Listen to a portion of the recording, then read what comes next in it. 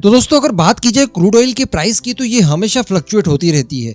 कभी कम हो जाती है तो कभी बहुत ही ज़्यादा इसकी कीमतें हाई हो जाती है। जब कीमतें हाई होती है तो हमारे देश में देखा गया है और हमारे देश क्या पूरी दुनिया में ही ये सिस्टम लागू होता है कि क्रूड ऑयल की प्राइसेस बढ़ने के साथ साथ उस देश के अंदर महंगाई भी बढ़ जाती है। कारण यह है कि क्रूड ऑयल के प्राइस बढ़ने की वजह से हम जो पेट्रोलियम पदार्थ खरीदते हैं जैसे कि पेट्रोल हो गया, डीजल हो गया, इनकी कीमतें भी बढ़ जाती है, जिससे कि ट्रांसपोर्टिंग में ज़्यादा पैसा लगता है और जो आम ज़रूरत की चीज़ें होती है उनकी कीमतों पर इसका नेगेटिव इम्पैक्ट पड़ता ही पड़ता है। इस वजह से अच्छा ये है कि जिन देशों में ज़्यादा ऑयल नहीं मिलता, जैसे कि भारत ले लीजिए, भारत अपनी ज़रूरत का कुल 20% ऑयल ही अपनी धरती से निकाल पाता है। इसके अतिरिक्त हमें 80% के लगभग विदेशों से इंपोर्ट करना होता है। तो ऐसी परिस्थिति भारत के लिए काफ़ी ज़्यादा विकराल हो जाती है।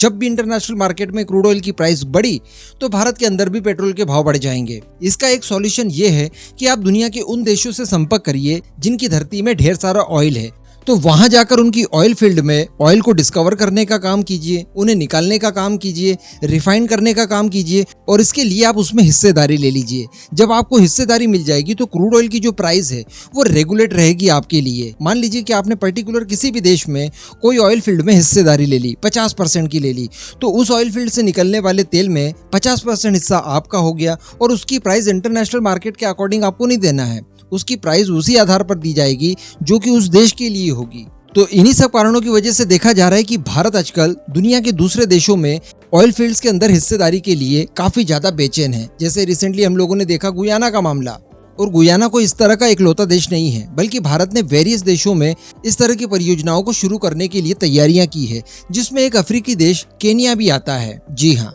दरअसल बताया जा रहा था कि केनिया के अंदर एक टूलो नाम की ऑयल फील्ड मौजूद है, जहां पर भारत 50% की हिस्सेदारी लगभग ले ही चुका था, जिसके लिए $3.4 बिलियन खर्च करने थे। अब मैं आपको आगे और वीडियो बताऊं, इससे पहले आप कुछ कंपनियों के शॉर्ट फॉर्म और फुल फॉर्म जान लीजिए ताकि न्यूज़ को जानने में आपको कंफ्यूजन ना हो। तो अगर OIL की बात की जाए तो इसका फुल फॉर्म होता है ऑयल इंडिया लिमिटेड। IOC की बात की जाए तो इंडियन ऑयल कॉर्पोरेशन लिमिटेड है। ONGC कहा जाए तो इसका फुल फॉर्म होता है oil and natural gas corporation.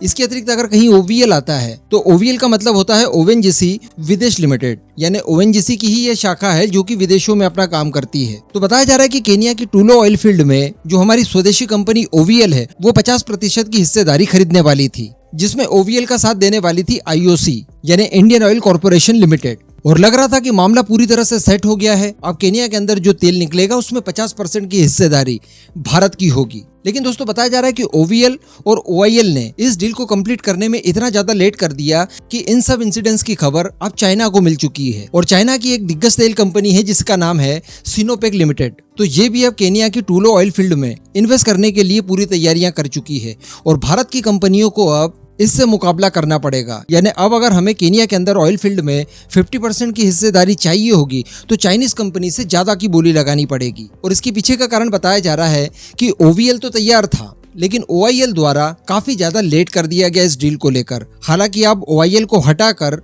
Oil India limited यानी OIL को ले लिया गया है, तो इससे अब ये डील फास्ट ट्रैक हो सकती है, इस तरह की उम्मीदें की जा सकती है। लेकिन अल्टीमेटली अब जो नया गठबंधन बना है दो भारतीय कंपनियों का, इनको सीधे सीधे कड़ी टक्कर मिलेगी चाइनीज कंपनी से।